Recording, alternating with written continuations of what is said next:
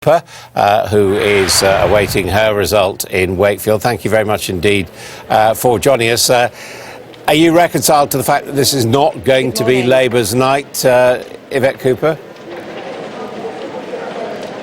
Well, we're quite sceptical about the exit poll because it doesn't really fit with not only the work that we've done and the response that we've had on the doorstep, but also the experience that I've had in the marginal seats I've been to and the candidates that I've talked to today. So I think we're going to have to wait until the results actually come in and the constituencies across the country are counted. We know there's a lot of tight results here, so I think we need to wait for those results. Everybody, I think, has been quite puzzled by these polls, including several of the other parties as well. So we do know, of course, that even with this exit poll result, that actually, in fact, David Cameron has lost the 73-seat majority that he had for his coalition. And so that does, I think, put him in a very difficult position, even if this exit poll is right, where he will find it very difficult to command the confidence of the House of Commons on these numbers. So let's just see, because I think there's a lot of doubt and question about this exit poll, and we need to wait and see we get the results in. Yes, but on the other hand, one would have to question your seriousness, because even if that opinion poll is wrong, the margin that the Conservatives are ahead of Labour, and the fact that the exit poll at least is suggesting that they will have actually added seats to their total where Labour has dropped, would suggest, if we're talking about the Conservatives rather than the coalition, that at this stage there really is only one party that could form a government. Are you saying you think there's an alternative? Well, the Conservatives don't have, or even on this exit poll, don't have a majority. David Cameron obviously said he wanted a majority. That was the test he set himself, and he has failed in that even on this exit poll.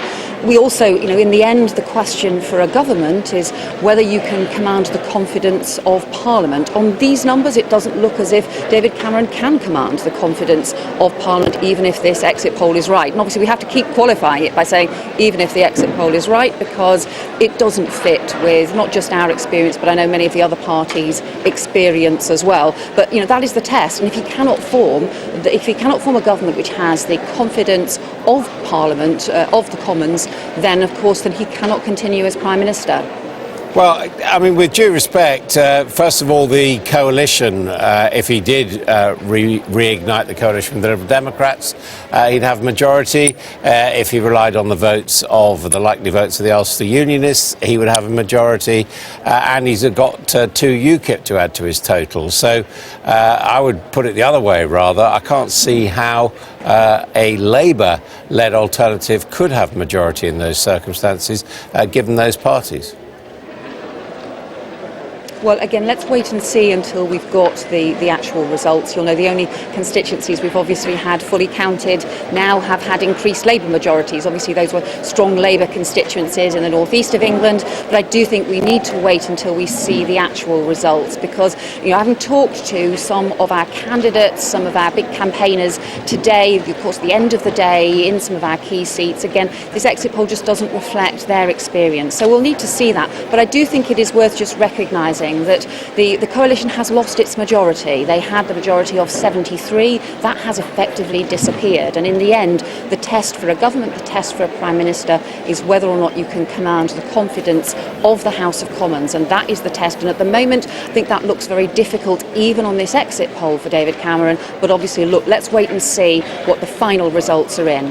If the post should become vacant, would you be a candidate for the leadership of the Labour Party?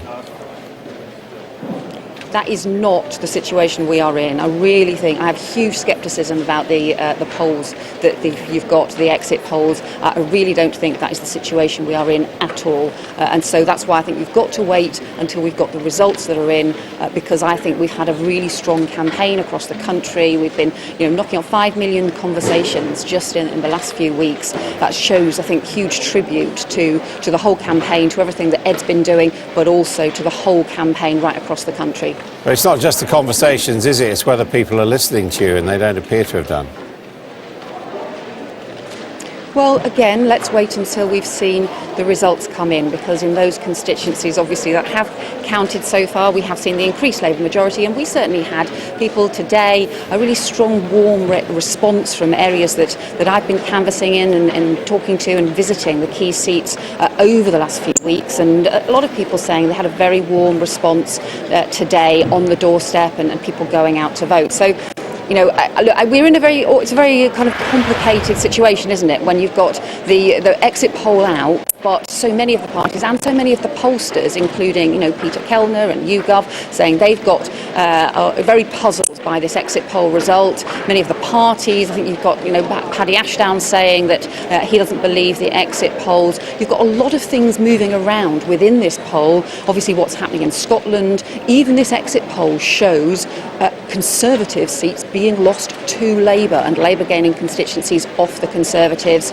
and as well as the complicated situation between the Liberal Democrats and the Conservatives as well. So in these circumstances, it's just going to be, I think, one of those nights in which you're going to ask a lot of questions, and we're going to say, look, until we see the results. And I think you know that in the studio, until we see the results, actually. Well, I understand that, but I've just got to ask you about Scotland. I mean, you've been absolutely hammered in your homeland in Scotland, and heartland, Labour heartland in Scotland, and that must raise some existential questions about the Labour Party, doesn't it?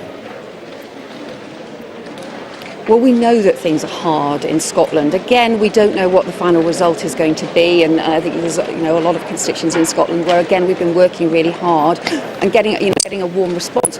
But look, we know it's difficult in Scotland, and we are still in the aftermath of the referendum, and we've seen, you know, wider issues in terms of nationalism, not just in Scotland but in other parts of Europe as well. So look, I think this is a different situation, and we'll have to wait and see what the results are. Yvette Cooper, once the picture's a bit clearer, we'll look forward to speaking to you again. Thank you for joining us. Now let's go to Scotland.